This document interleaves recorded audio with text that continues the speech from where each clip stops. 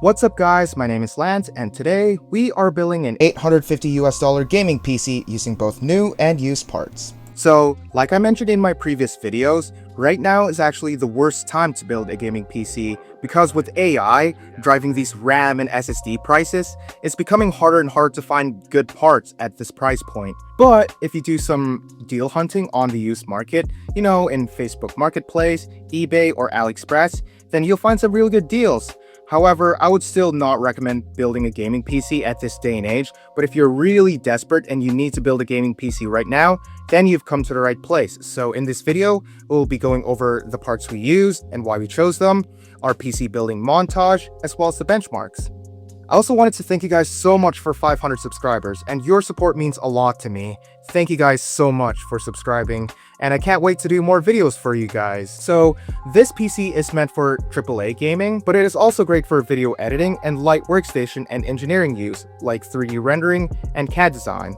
So without any further ado, let's get into the parts. Alright, so I know this is a bit misleading because it's actually in the wrong box. The seller just sent it to me in this box, but it's actually not an Asus motherboard, but we are going with a budget B650 motherboard. And what is that, you may ask? It's a Maxsun B650M Challenger with Wi-Fi, and this costed me around $85 US. I got this on a very good deal on AliExpress, and this comes with one Gen 4 PCIe slot and support for Gen 4 M.2 SSDs. And this budget-friendly motherboard is a great way to get into the AM5 platform, and even has support for Ryzen 9000 CPUs.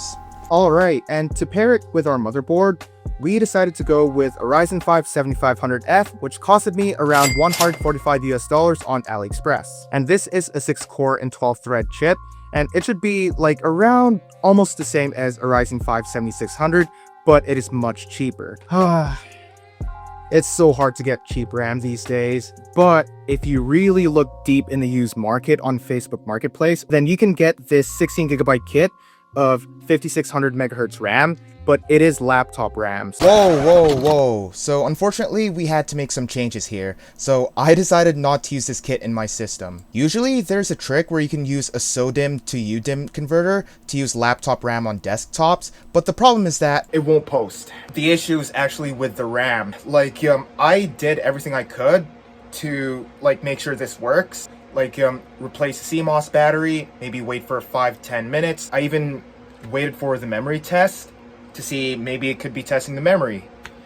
I waited 1 hour. Nothing. Very disappointing, guys. Using those sticks with the converters alone did not work with our motherboard, so instead we went with a single channel 16GB 5600 MHz RAM, which I got for around $150 US on eBay. Now single channel RAM hurts performance, but it's the only available kit at the time, so yeah. Another part hit hard by AI is with the SSD, so on eBay I actually got a really good deal on this used 1TB NVMe SSD, and this costed me around $100, and this is a Gen 4 M.2 SSD, and it should be more than enough to play a lot of your favorite games. And for CPU cooler, we decided to go with a Thermalright King 120 SE. So that's a mouthful and a half, but it supports ARGB and has 4 copper heat pipes. And this will be enough to power our Ryzen 5 7500F under full load. And for a case, we decided to go with a full tower ATX case. So this is the Sama Black V50 case, and I got this for around $50 on Amazon when it was on sale. This case comes with 4 built-in fans, 3 for intake and 1 for exhaust. It also comes with a remote ARGB controller hub, so you can cycle through different colors of the fans. And of course, to power everything together, we gotta have the power supply, so we decided to go with a 650 watt power supply from Corsair. Costing $50 on Amazon brand new, this is the Corsair CX650M, a 650 watt semi-modular unit that is 80 plus bronze rated, and this is an excellent budget PSU, and 650 watts should be more than enough to power our system. And for the part you've all been waiting for, the graphics card. So we decided to go with an RX 6700 XT, and I got this for a really good price on Facebook Marketplace. Let me tell you. I got this for $235 US, and the RX 6700 XT is a beast when it comes to 1080p gaming, and it is also capable of light 1440p gaming as well. And this is the best GPU at this price point, and it comes with 12GB of VRAM, and that is crucial for modern games moving forward, and this is better than going with a used RTX 3060 Ti, as it outperforms it in every single game. However, if you want something brand new for a little bit more, you can go with an ARC B580, which is newer and has better ray tracing support, and lower power consumption, of course. Still, the RX 6700 XT is the best GPU you can buy at $230 to $235 US, and should crush every single game at 1080p. Alright, so now that we got all our parts, let's get into the building montage.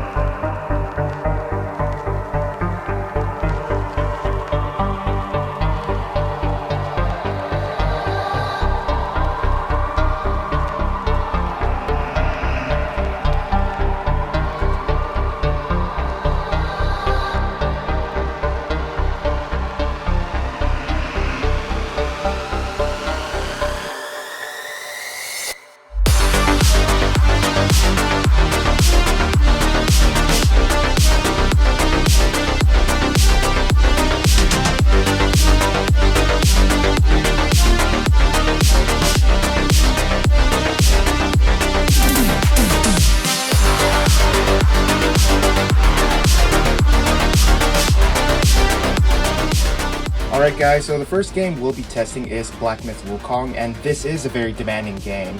Now keep in mind this is in Unreal Engine 5, so this will have like a few stutters here and there, like perhaps. So we're gonna just turn up the super resolution real quick, and we're gonna be using FSR native, and we are using the high preset. Okay, so just as I expected, we're getting around 50 FPS, so this is definitely a playable experience. Now, if you really want to get 60 FPS, you can definitely do so by turning down the super resolution, so using FSR quality instead of FSR native. I wouldn't say it's the best experience in the world, but for $800, it's actually, like, in this economy, it's actually pretty good, all things considered. Our GPU usage is at 98%, so our CPU is not a bottleneck. And I did overclock the GPU a little bit, so we can squeeze a few more frames. So here are the two sticks that were sadly not working alone. I had to use like single channel RAM, but so far, single channel RAM isn't affecting our performance so far. This is a good sign, and the good thing about having single channel RAM is that you have an extra slot, so if you want to add in another 16 gigabytes to get 32 gigabytes of RAM total, then you have the option to do so. So yeah, like for the performance we're getting, I can't really complain. Alright, so our average frame rate is 52 FPS and our minimum is 43, so definitely a playable experience. And again, if you want to get even higher frame rates, then you can use FSR quality instead of FSR native. Yeah, like overall, not bad. On to the next game. Okay, so the next game we'll be testing is actually like one of the most demanding games out there, and that is Alan Wake 2. So we are using FSR native, although we will be using quality FSR later. And we are using the medium settings preset, so this gives a nice balance between graphics and performance. So I turned off ray tracing because we definitely don't need ray tracing. So yeah, like we're getting around 40 to 50 FPS, so this is playable.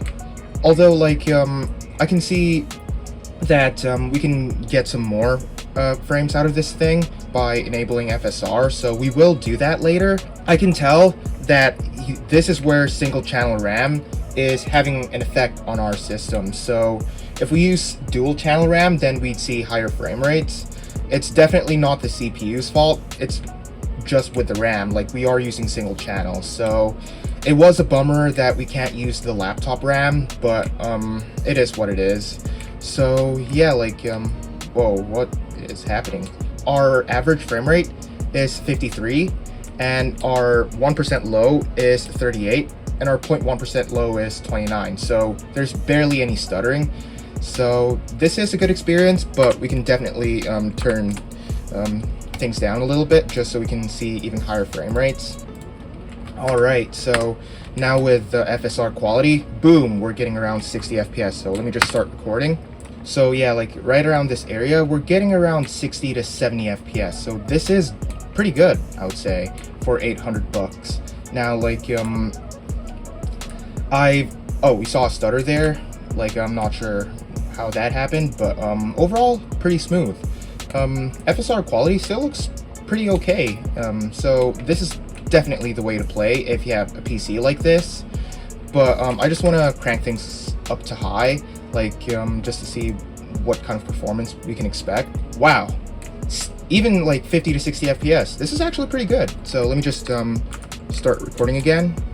Okay, so yeah, like we're sitting around 60 to 70 FPS still, even at high settings. Yeah, like I'm definitely impressed with this system and how it's keeping up. So basically, Alan Wake 2 is a very demanding game, like I said. So if it can run Alan Wake 2, then it can definitely run other games such as Crimson Desert or even the new Resident Evil game. So yeah, and this PC is also a beast when it comes to esports gaming, so no surprises there.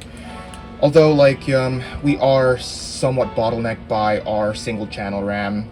But again, if you want to add another 16 gigabytes later, you have the option to do so. So yeah, like, overall, I'm happy with this performance.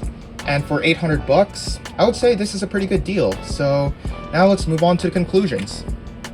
Okay, so as expected, this PC crushed the two games we tested it on. So the RX 6700 XT definitely proved itself well. So you can also do some light video editing and workstation use on the side too, which is a bonus on top of this $800 gaming PC. So for $800, I think we scored a pretty excellent deal, all things considered, in this economy. And what I also like about this PC is that with the fans, so you have the option to cycle through different RGB options. So using this button right here, like you can change like the color you want based on your liking. Now, my main gripe, however, is with the RAM. And if we use dual channel, we would see slightly higher frame rates. Yeah, this is a bummer, but what's funny is that these sticks are not defective. I tested it along with the RAM we used, so if I use one of these sticks, which is like an 8 gigabyte laptop module for each one, it would actually show 24 gigabytes. Alright guys, so something weird happened. So I inserted the laptop to desktop DDR5 converter with the laptop RAM, like one of the sticks, and it worked. How is it able to post, but if I put these two in alone, it won't post? So this is so weird, guys. Like, it's running at 6,000 megahertz because I enabled XMP and overclocked it, and we're getting 24 gigabytes. So this is so weird. So I don't know why these two sticks won't work alone with this motherboard, but it is what it is. And speaking of upgradability, the AM5 motherboard that we chose is definitely a great deal. Like, it's definitely a good deal I got from AliExpress. So like the AM5 motherboard, it has like years of support. So even AM4 is getting support still. Like, the reason I chose AM5 is because of upgradability. So if you want to get a Ryzen 7 9800X 3D, then you have the option to do so. Although I would be a little wary of overclocking, because the VRMs are not high-end, but it's an AliExpress board. What do you expect? And would I recommend building this PC? Absolutely. Although I would change a few things like the RAM, and that's about it. Anyways, that does it for this video. What are your thoughts on this PC? Let me know in the comment section below and I'll be happy to read. And if you like this video, please leave a like. And if you don't like this video, please leave a dislike. And subscribe to my channel for more PC content just like this. And I also want to thank you guys once again for 500 subscribers. Like, your support means a lot to me. And I can't wait to make more content for you guys in the future. So yeah, like, I'll see you guys in the next video.